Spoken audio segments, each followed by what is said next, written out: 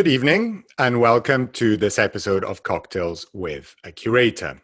I'm Xavier Salomon, the Peter J. Sharp Chief Curator at the Frick Collection in New York. Last week, we met and spoke about the Allegory of Wisdom and Strength by Veronese at the Frick Collection. And today, instead, we talk about the allegory on the opposite side of the wall in the West Gallery, one of the two great works by Paolo Veronese at the Frick Collection. Last week, I matched the Veronese allegory with a Negroni, a typical Italian cocktail. And tonight, I will match the second painting with what is called a Negroni sbagliato, a wrong Negroni. And this is a version of the Negroni. The typical Negroni is gin, Campari, and sweet vermouth. This is a version which, instead of the gin, it still has Campari and sweet vermouth, but it adds Prosecco instead of the gin. So it's somewhat lighter and fizzy and more of a summer drink. Salute.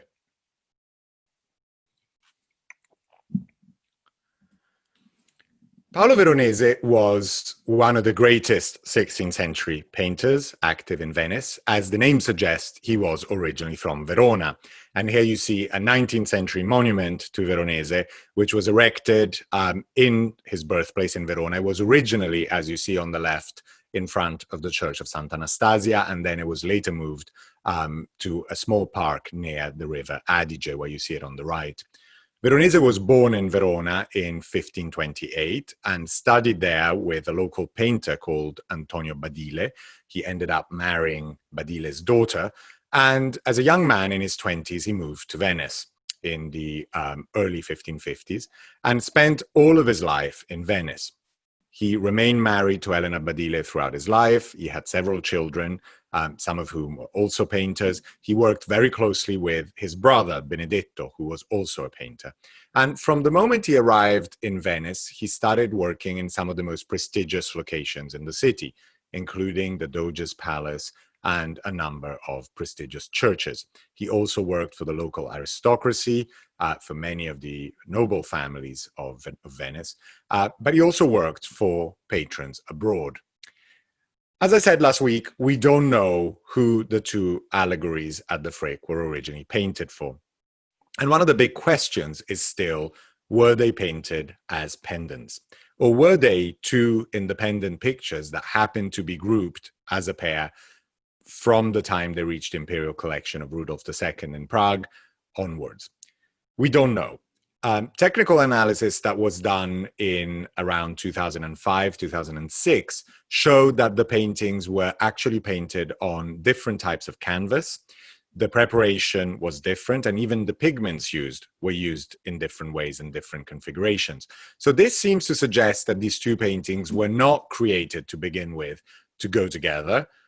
It may be that one was made and the second one was then created to match the first one. They're about the same size, not precisely the same size, but close enough that they could have been painted to be shown together. Since the 17th century, since the 1620s at least, these two pictures have always been together. So the question about how you do read them together, if the meaning of these two pictures is complementary or they have nothing to do with each other, is clearly a rather interesting point.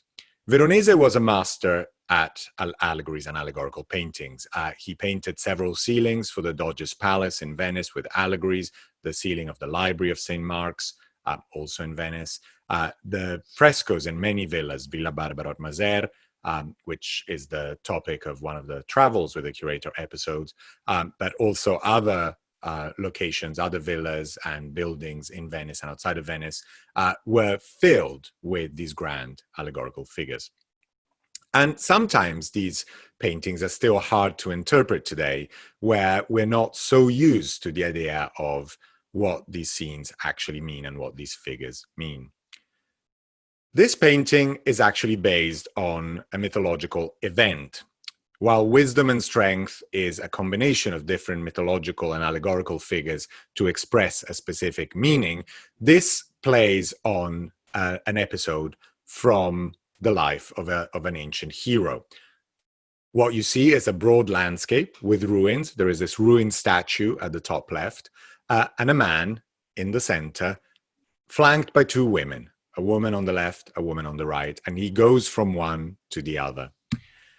This is a play on the so-called choice of Hercules, or Hercules at the crossroads. And it is an ancient legend that centers on the young figure of Hercules who supposedly came upon a crossroad. And on one side, there was a very beautiful, young, lusciously dressed woman who pointed to a downhill road, very pleasant to walk along, and a woman, older, more sternly dressed, pointing upwards to a steep uphill path.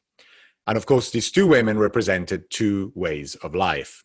The woman that you see in this painting on the right is a life of pleasure, which of course is a life that eventually leads to a downhill path, and a life of glory and virtue, which is difficult, but eventually brings you to the top of the mountain. And in this case, at the top of the mountain, you see Pegasus, the winged horse. This is a painting by Annibale Carracci, is a 17th century painting. Carracci was someone who looked very closely at Venetian art and at Veronese, so there are some echoes of Veronese in this painting, and this was done for a ceiling in the Farnese Palace in Rome. But while this scene clearly shows Hercules, you see the young man, not bearded, but with his powerful body and his signature club, the two figures are clearly easily identifiable as virtue on the left and vice on the right. Veronese's painting, however, it's somewhat different. And if we start looking at the figures in it, we realize that this is not a straightforward choice of Hercules. So there is a woman on the left, and the woman on the left is very cleverly depicted. She is richly dressed in this beautiful orange and blue dress, which you can actually notice is unfastened at the back. In her hair, there are cyclamen flowers, which were considered to be flowers used for love potions and were also somewhat considered poisonous. And you don't see the face of this woman. In her left hand, she holds a pack of cards, and she is sitting on the statue, a statue of a naked woman with lion paws. And that is an identification of the Sphinx. And the Sphinx is another mythical creature, the famous mythical creature that would present riddles to voyagers, to travelers. And if the riddle wasn't answered, the Sphinx would kill the person passing by. And so it's an image of danger. And in front of that Sphinx, there is a very large butcher's knife, sort of dangerous weapon. So what we, the viewer, see of this woman is not what the man dressed in white sees. The man dressed in white sees her face, which we cannot see, presumably the front of her body, which we can imagine, since it's unfastened at the back, must be opened at the front. But he doesn't see the cards behind her back. He doesn't see the Sphinx. He doesn't see the knife.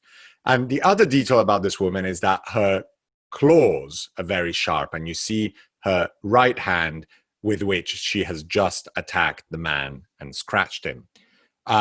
Here is a detail of this beautiful open dress, and you see the jewelry that she is wearing. So again, she's a very richly, very beautifully dressed woman. This is a detail, of course, of the Sphinx and the knife, and you see also the pack of cards at the top.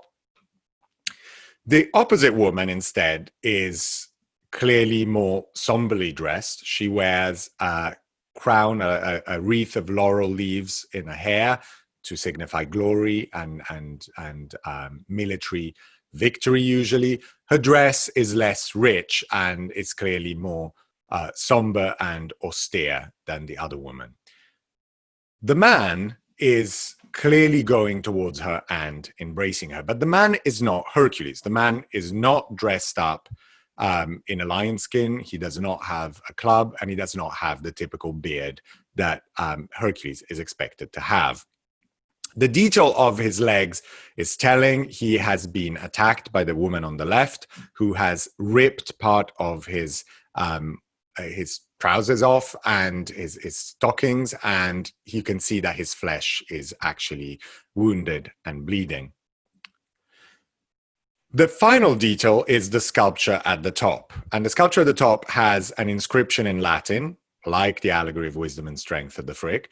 And in this case, it's somewhat incomplete, but it says, honor et virtus post mortem floret. Honor and virtue will flourish after death. So what is this painting about? It's clearly a play on the choice of Hercules, on Hercules at the crossroads. Here is a man choosing between two figures. The figure on the left, clearly a figure to do with vice and lust and danger. And behind this figure lies, of course, ultimate danger, the Sphinx and the knife. And on the right, the figure of virtue, which stands upright and tall in her somber dress. This is not a man who is effectively choosing between the two figures. He's made his choice. He's clearly going towards virtue, and he is embracing virtue and going towards her.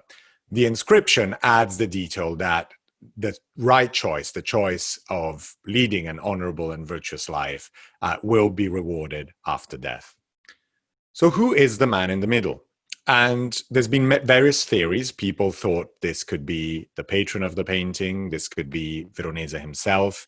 It could be the typical 16th century Venetian man. He is the only figure in both of these paintings who is wearing contemporary outfits.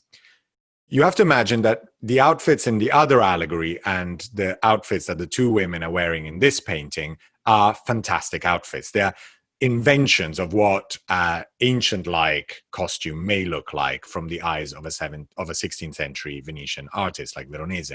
But the man in the middle is wearing a contemporary outfit. I always explain that this painting is almost as if you had a man in a t-shirt and jeans today surrounded by two figures wearing fantasy outfits. So for any viewer in the 1560s in Venice, this would have been immediately recognizable as a jarring image of a contemporary man with these two timeless figures.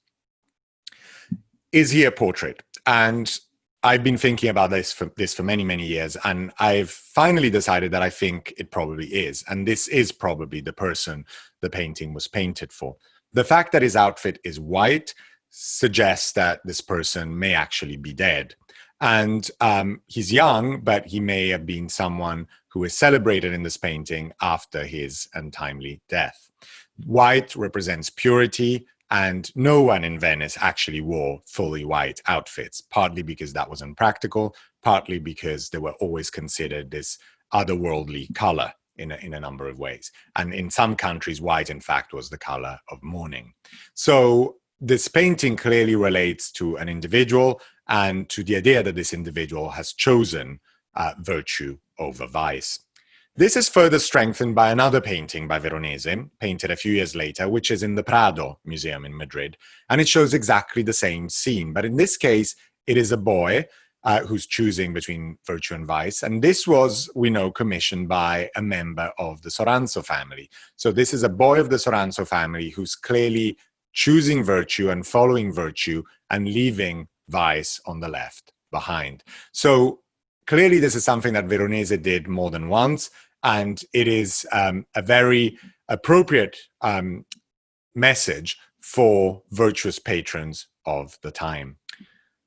How this picture with this man choosing between virtue and vice and choosing virtue relates to the other allegory about wisdom and strength is still unclear. It is likely that they may have even been made for two different patrons and then put together at a later stage. But clearly both of them are about moral issues, virtuous living, and good examples for the people looking at these paintings.